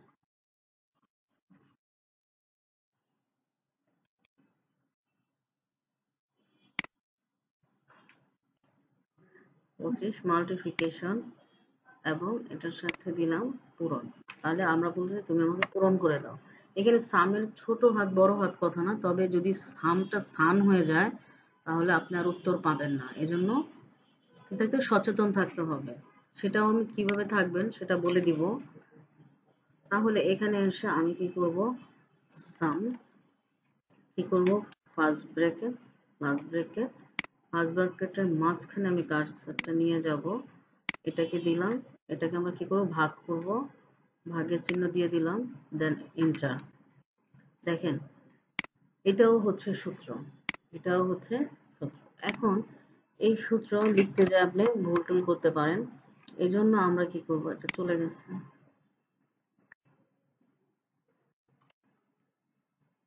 এখানে আসি আমরা, এটাকে যদি আমি দেখেন দূরবর্তী কারোর সাথে যদি যোগ করতে চাই, ইভেন কি আমি একটা যোগ করব, এখান থেকে এই যে সাম, এই যে এখানে ক্লিক করলে অটো সাম থেকে সেটা চলে আসবে। চলে আসার পরে খালি আপনি তাকে ধরাই দিবেন, এত অবলিক এত, ব্যাস। তাহলে ওই যে সাম লিখতে গিয়ে যে আপনি সান লিখতেন, সে ভুলটা আপনি এড়িয়ে যাবেন। তো আমি এখানে একটা সাম করব, অটো সাম থেকে এটা নিয়ে নেই, অটো সাম, অটো সাম থেকে নিয়ে আমি এখানে বলতেছি যে আমি এত, হুম, কমা এত, দেখেন দূরে দূরেও যোগ করা যায়, কমা এত, এদের যোগফল দেখতে চাই। তাহলে আমাকে তখন আর প্লাস চিহ্ন দেওয়ার দরকার নেই, তখন আমি কমা কমা দিয়েই করে ফেলবো, ডান। সে আমাকে যোগ করে দিছে। অর্থাৎ নিকটবর্তীর সাথেও আমরা যোগ করতে পারতেছি, লম্বালম্বি ভাবে করতে পারতেছি, কলাম ধরে, আবার রো ধরেও করতে পারতেছি, আবার যদি আমার দূরবর্তী কোনো জায়গায় থাকে সেটাও আমি করতে পারতেছি। ইভেন কি অটো সাম, প্রথম থেকে সামকে নিয়ে আমি জাস্ট, এটা আমার ফাঁকা সেল, আমি এখান থেকে সিলেক্ট করলাম যে এই তিনজনের যোগ আমি দেখতে চাই। তাহলে এত ইস্টু এত, C1:C3, এন্টার। সে যোগ করে দিচ্ছে। তাহলে আমরা দেখতে পারলাম যে কতভাবে যোগ বিয়োগ ভাগ গুণ করা যায়, এবং সাম লিখে করা যায়, সাম ছাড়া করা যায়, আবার অটো সাম থেকে নিয়েও সেটা করা যায়। সেভ দেই। এইখানে একটু আসি, আমরা 2010-এ ছিলাম, 11 তো কাজ করলাম, এখানে আসি, শীটগুলো আমরা কাজ করতেছি। এবার অন্য কিছু শিখি একটু, তারপর আবার অঙ্কের মধ্যে আসবো। আচ্ছা 1 মিনিট সময় নিয়ে দেখেন তো সবার হয়েছে কিনা। সবার না হইলে আমাকে বলেন যে কে বুঝেন নাই, যে বুঝেন নাই সে আমাকে বলেন, কারণ আমি পরের টপিক্সে চলে গেলে বা আগামী দিন আপনি যখন বলবেন তখন এটা আসলে ভালো হবে না। কারণ আপনি এখানে যে কজন আছে 40 জনকে বসায় রেখা আপনি এক ক্লাস সলভ নিলে আপনি বলবেন আমি করে দিব, কিন্তু এটা আসলে ঠিক না। আপনি সচেতনভাবে সাথে সাথে বলেন যে ম্যাডাম আমি বুঝি না, আমি আরেকবার বলে দেব। কিন্তু ইচ্ছাকৃতভাবে বলার দরকার নেই, এগুলো সোজা টপিকস। এখন আমি এখানে আসছি, আপনাকে দেখাই 1 2, সরি, এন্টার, এন্টার দিলে পরের লাইনে যাবে, 2 এন্টার, 3 এন্টার, 4। এভাবে আপনি কোনো হয়তো রোল লিখতেছেন, এখন লিখতে গিয়ে আপনার 500 বা 200 100 লিখতে হবে। তো এই যে 500 200 আপনি লিখতেছেন, 500 200, আপনি 500 200 ইউজ করতেছেন, কিন্তু বিষয়টা হলো কতক্ষণ লিখবেন। 500টা যদি এন্ট্রি দেন তাহলে 500 সেকেন্ড লাগবে, এই তো সেকেন্ডের হিসাব। তো এটা একটা সময়ের বিষয়। তাহলে আমরা যদি এখান থেকে চাই যে এটার পরে সেই সিরিয়ালি চলে আসুক। দেখেন এখানে আমি ক্লিক করলাম, আমার মাউসটা আমি এই 4 কোনো বক্সের কাছে নিয়ে আসলাম। নিয়ে আসলে এখানে আমি যখন ক্লিক করে এভাবে টানবো, আমার যত দূর প্রয়োজন, আমার 20 পর্যন্ত প্রয়োজন, ছেড়ে দিই, হইল না, তাই না? হওয়ার কথা ছিল 4-এর পরে 5, 5-এর পরে 6, 6-এর পরে 7, হয়নি, হবে। এই যে ফিল সিরিজ, দেখেন অটোমেটিকই সে 1 থেকে 20 পর্যন্ত হয়েছে। এইভাবে আপনার আবার কয়দিন পরে আবার কিছু স্কুলে এসে ভর্তি হলো, হয়তো রোল নাম্বার হতেছে, আপনি ফিল সিরিজ করা আছে, সমস্যা নেই, আপনি শুধু টেনে যাবেন, দেখেন পর পর চলে যাচ্ছে। এটাকে বলে ফিল সিরিজ করা। এটা হচ্ছে ফিল সিরিজ। আর প্রথমে যেটা হয়েছিল সেটা হচ্ছিল কপি। এখন আমি কি অন্য নিউমেরিক ভ্যালু দিয়ে করতে পারবো? পারবো। 2। কেউ কিছু বলছেন?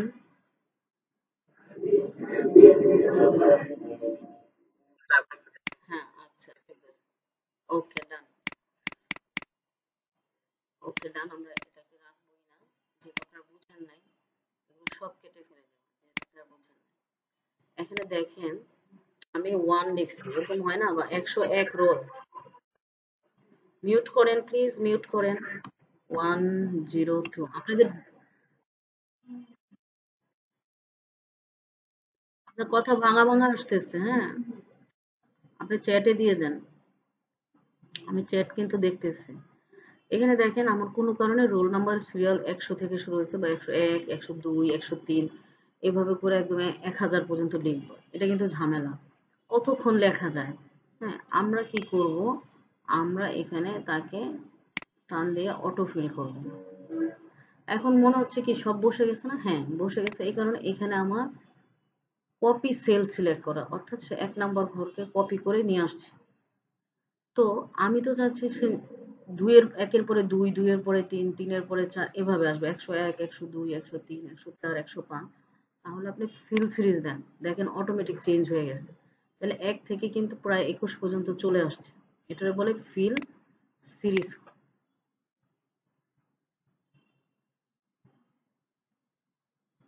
আপনি 01 দিয়ে লেখেন বা যেভাবেই লিখেন, আমি এটা দেখাচ্ছি, আগে মনোযোগী হন, তাহলে এটা চলে আসবে। ভালো কথা, নিউমেরিকের ক্ষেত্রে হইলো। এবার আসেন আমি লিখবো স্যাটারডে। স্যাটারডে। এখন আমি কি করব, এখানে একটু হাইট বড় করে নিলাম। এখানে কি আছে? সানডে। এভাবে আমাকে লিখতে হয় প্রতিদিন, কোনো কারণে লিখতে হয়।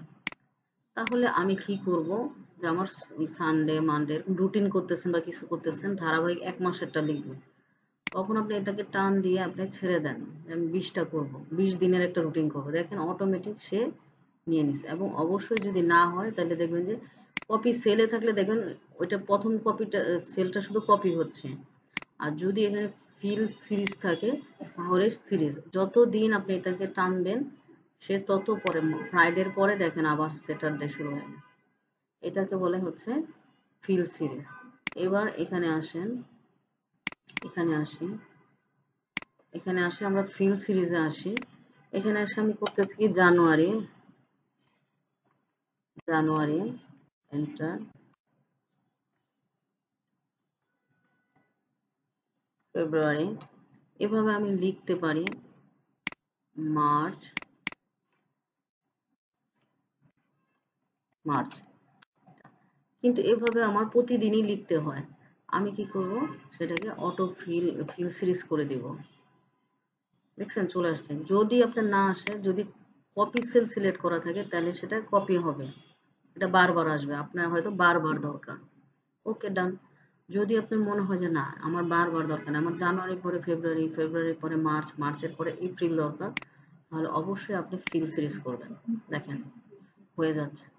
আচ্ছা, ভালো কথা। তাহলে আমরা ফিল সিরিজটা নিউমেরিক ভ্যালুর ক্ষেত্রেও প্রয়োগ করতে পারবো, টেক্সট ভ্যালুর ক্ষেত্রেও প্রয়োগ করতে পারবো। এটা আমরা মোটামুটি জানলাম। এখানে আসি, এখানে আসি, আমি, আপনারা দেখেন অনেক সময় বিশ্ববিদ্যালয়ে ফর্ম ফিল আপ করতেছেন, অথবা কোনো বাইরের দেশে টিকিট কাটতে যাবেন। এখন আমার যেটা হচ্ছে, এরকম একটা সিটির ঘর আছে, মনে করেন সিটি, সিটিতে, মানে এখানে আপনি কোন সিটিতে বসবাস করেন সেটা। হয়তো একজন আসলো, সে বললো আমার সিটি হচ্ছে ঢাকা, ওকে ডান। তারপরে ভাই আপনার সিটি বলতেছে খুলনা, বাস কাউন্টারেও হইতে পারে। এরপরে একজন আসলো বলতেছে কুমিল্লা, ওকে ডান। এরপর আবার আসলো সে বলতেছে ঢাকা, এখন কি আমি লিখবো? এভাবে আমি যদি লিখি তাহলে আমার সময় অনেক নষ্ট হয়। আমি কি করব, এখানে রাইট ক্লিক করব।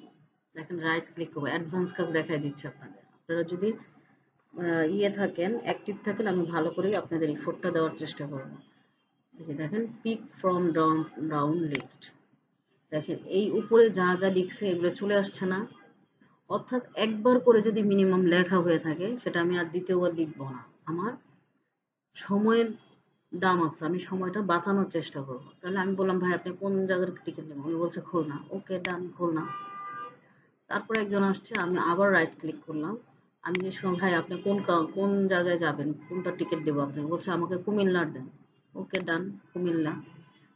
আবার দেখেন পিক ড্রপ ডাউন লিস্ট, আরেকজন আসছে, আমি বলছি ভাই আপনি কোথায় যাবেন, কোথার জন্য আপনি টিকিট চাচ্ছেন, বলছে আমি ঢাকা, ওকে আপনার ঢাকার টিকিট বুকিং দিয়ে দিচ্ছি। এখন আপনারা বলেন যে আমি যতটুকু দেখাই, আমরা যেটা শিখবো এখন সেটা হচ্ছে যোগ শিখলাম, বিয়োগ শিখলাম, গুণ শিখলাম, ভাগ শিখলাম। এবার আমরা শিখবো গড় করা। তো গড় বলতে আমরা বুঝি হয়তো 5 জন আমাদের সাথে আছে এবং 5 জনকে কেউ 6 টাকা, কেউ কাছে 7 টাকা, কেউ কাছে 5 টাকা আছে। গড়ে আসলে আমরা কে কত টাকা পাই, সেই ক্ষেত্রে আমরা কি করব, এরকম 5 জন বা যে কয়জন থাকবে, যে কজন থাকবে তাদেরকে যোগ করে সেই সংখ্যা দিয়ে আমরা আবার ভাগ করব। ওই যে কজনের কাছে যে নিউমেরিক ভ্যালু আছে, হয়তো একজনের কাছে এখানে আসি 70 টাকা আছে, ঠিক আছে, এটা আরেকজনের কাছে 80 টাকা আছে, আরেকজনের কাছে 55 টাকা আছে, আরেকজনের কাছে 48 টাকা আছে, 60। এখন আমার এখানে প্রয়োজন আছে 5 জন। আমরা সাধারণত অঙ্কের নিয়ম এটাকে কি করি, যোগ করে ভাগ করে দেব, এই তো। কিন্তু এক্সেলে সেটা না, এক্সেলে আমরা অটো সাম থেকে, অর্থাৎ আপনি ইকুয়াল দিয়ে এভারেজ লিখতে পারেন। আমি সেটা করলাম না, আমি আপনাকে ডাইরেক্ট দেখাই দিলাম। আমি আবার একটু দেখাই, এক সেকেন্ড। আমি হয়তো এখানে ভাগটা দেখতে চাচ্ছি, ঠিক আছে, তাহলে আমি এখানে গড়টা দেখতে চাচ্ছি এবং আমি তাকে সেল রেফারেন্স ধরাই দেব, এই গড়গুলো আমার চাই, দিলাম এন্টার। গড় হয়ে দেখেন কতভাবে গড় হয়, আমি সে কয়টাই দেখাচ্ছি আপনাদের। তাহলে একই কলামের সিরিয়াল আমি তাকে ধরাই দিছি। এবার আসেন এখানে আসলাম, এখানেও আসে আমি বলতেছি ইকুয়াল, আমি কি চাই, গড় চাই। গড়টা কিরকম, গড়টা করতে চাই এভারেজ। হ্যাঁ, আমার হয়তো কোনো কলামে লিখবো না, আমি হয়তো মাছ মাংসের হিসাব করবো। হ্যাঁ, বুয়াকে বাজারে পাঠাইছেন, জিজ্ঞেস করছে যে তুমি গরুর মাংস আনছো, কত দিয়ে আনছো, বলছে 650, ওকে। মুরগি কত দিয়ে কিনছো, সে বলতেছে মুরগি 2টা নিছে আপা, 2টা 50, 450, ওকে। সবজি কত নিছো, বলতেছে সবজি নিছে 80 টাকা, ওকে। তারপর কি কিনছেন, আর কি কিনছো, পেঁয়াজ কিনছি 75 টাকা, আর কি কিনছো, এবার বলতেছে যে আর কি কিনছে, হ্যাঁ আরো অনেক কিছু সে কিনছে, আরো খুচরা যা খরচ আছে তা হচ্ছে 150 টাকা। এন্টার, দেখেন সে গড় করে দিছে। অর্থাৎ এখানে কয়টা ভ্যালু আছে কি আছে সেটা না, জাস্ট আপনি ইকুয়াল এভারেজ লিখে ফার্স্ট ব্র্যাকেট শুরু ফার্স্ট ব্র্যাকেট শেষ, এর মধ্যে কমা কমা দিয়ে যদি আপনি ভ্যালু দিয়ে দেন, সে আপনাকে গড় করে বলে দিচ্ছে ও 281 টাকা। তাহলে আপনি একটা হিসাব পাইলেন যে গড়ে আমার বাজারের ক্ষেত্রে 280 টাকা খরচ হয়। আমার কথা ক্লিয়ার হলো কিনা, এখানে তো আমরা গড় করলাম যে আমি দূরে যেখানেই করি, কিন্তু সেল রেফারেন্স ধরাই দিলে সে গড় করবে। আচ্ছা, আরেকটা গড় করব, আরেকটা গড় করব, সেটা এখানে দেখেন যে আমি চাচ্ছি এই সংখ্যাটা আমার লাগবে, ওকে, কমা, আমার এই সংখ্যা এদের গড় করব আমরা, কমা, আবার একেও লাগবে, ঠিক আছে, নাও, আবার একেও আমার লাগবে, ব্যাস। এই 4 জনের আমি গড় চাই, কিন্তু এরা কিন্তু ভিন্ন ভিন্ন কলাম, ভিন্ন ভিন্ন রো, কোনো সমস্যা নাই, এন্টার, সে করে দিবে। তাইলে আমরা কয়টা সূত্র দেখলাম, একটা, হ্যাঁ, যে একটা রেঞ্জ চিনাই দিছি তাকে এভাবে এভাবে যেভাবে। আর একটা হচ্ছে আমি নিউমেরিক ভ্যালু বসাই দিছি, কোনো কলাম বা রোর রেফারেন্স তাকে আমি দিইনি, কোনো সমস্যা নাই। আরেকটা হচ্ছে আমি দূরবর্তী কলাম দূরবর্তী রোর সাথে তাকে পরিচয় মানে বিচ্ছিন্নভাবে সেটাও আমাকে করে দিন। তাহলে আমি এভারেজ করার সূত্রগুলা মোটামুটি জানলাম। এবার আপনি অ্যাপ্লাই করেন, আপনাকে 1 মিনিট সময় দেওয়া হলো। একটু আগায় দেখেন আমরা এখানে আজকে একটু আপনাদের অঙ্ক করিয়ে ব্রেনের মধ্যে দিয়ে দিলাম, কালকে আরো ফরম্যাটিং এর কাজ করাবো, কালকে মানে নেক্সট ক্লাস, ঠিক আছে? আচ্ছা এখানে আসি, এখানে এসে আমরা দেখেন কখনো রেজাল্ট শিট করতে গেছেন আপনি, এরকম হতে পারে না যে রেজাল্ট রেজাল্ট রেজাল্ট করতে গিয়ে এবার মার্কস বসাইতেছেন, যে সে পাইছে 520, তারপর পাইছে কি 450, তারপর 480, তারপরে 510, আবার কি করছে 600,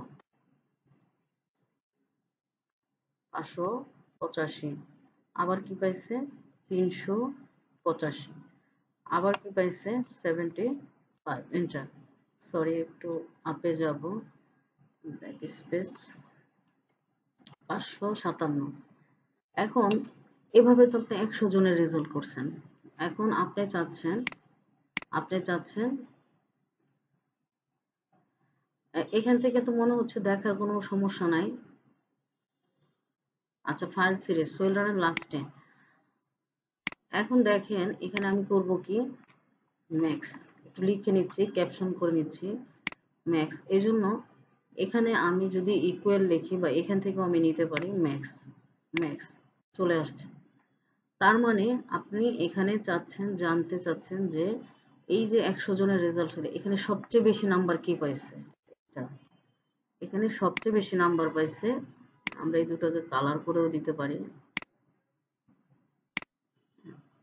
তাহলে ম্যাক্স কে পাইছে, সবচেয়ে বেশি কে পাইছে, ম্যাক্সিমাম নাম্বার যেটা পাইছে বা ম্যাক্সিমাইজ সেটা হচ্ছে 585। তাহলে 585 পেয়ে সে সবচেয়ে বেশি নাম্বার পাইছে। হয়তো বা স্যার জিজ্ঞেস করছেন আপনি যা এবার রেজাল্ট করছেন, তো আপনার শ্রেণীতে সবচেয়ে বেশি নাম্বার কত উঠছে, হাইয়েস্ট কত উঠছে, তখন আপনাকে বলতে হবে, তার জন্য আপনার হাইয়েস্ট লাগবে। এবার বলতেছে মিনিমাম, এবার বলতেছে স্যার ঠিক আছে ভালো রেজাল্ট ভালো হয়েছে, কিন্তু মিনিমাম কত পাইছে। এখন দেখেন এখানে কিন্তু সে ম্যাক্স কে ধরে নিছে, এই জন্য আমি চাইবো মাউসটাকে স্ক্রল করে এতটুকুর মধ্যে তোমার রেফারেন্স, ওটা তো ম্যাক্স এতটুকু, R2 থেকে R8 এর মধ্যে তুমি দেখো মিনিমাম কত পাইছে, মিনিমাম পাইছে কত 385। তখন আপনি স্যারকে জিজ্ঞেস করলে সাথে সাথে বলতে পারলেন। এটাকে আমরা কালার দিব না, ব্যাক কালো ব্যাক থাকুক, আমরা এখানে দিব ব্যাক। এখানে আসি, এবার দেখেন এটা হচ্ছে ম্যাক্সিমাম আর এটা হলো মিনিমাম।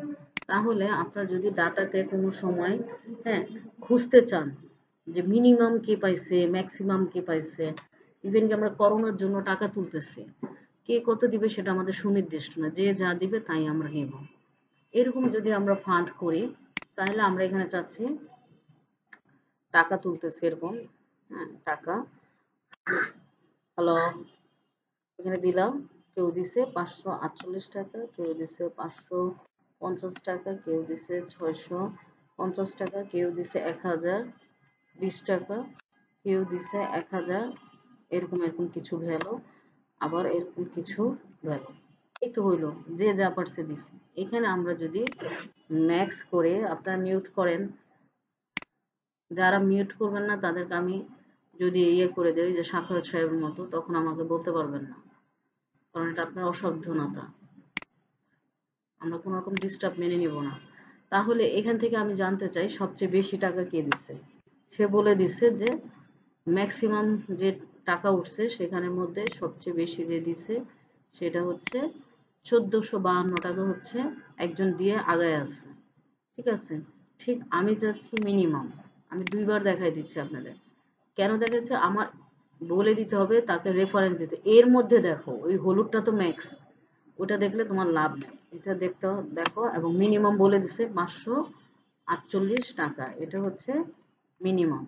তাহলে আমরা ম্যাক্সিমামও জানলাম, মিনিমামও জানলাম। তাহলে আমরা আজকে কত কিছু শিখলাম, তাই না?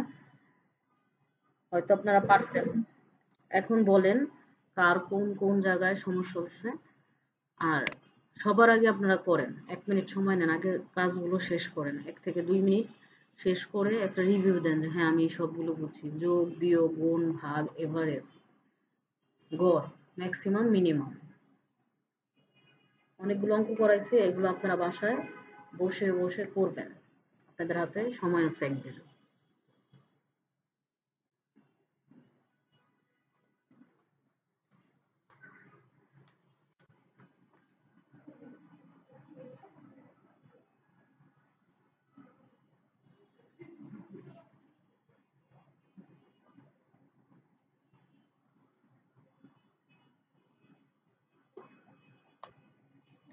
সবাই করবেন, সবাই করবেন।